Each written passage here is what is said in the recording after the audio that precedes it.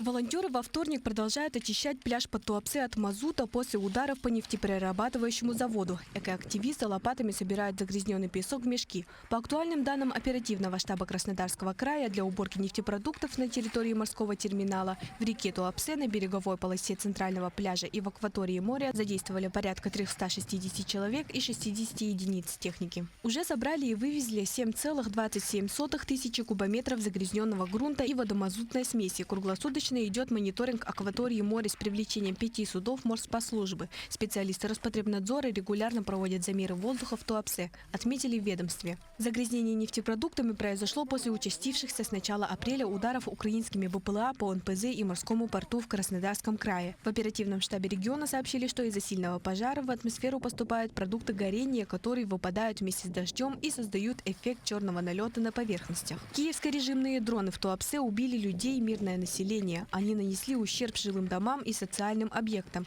Также была повреждена инфраструктура морского терминала, что привело к разливу нефтепродуктов в Черном море в 1,5 милях от порта. Возникла серьезная экологическая угроза. Площадь загрязнения составила порядка 10 тысяч квадратных метров, отметила официальный представитель МИД РФ Мария Захарова.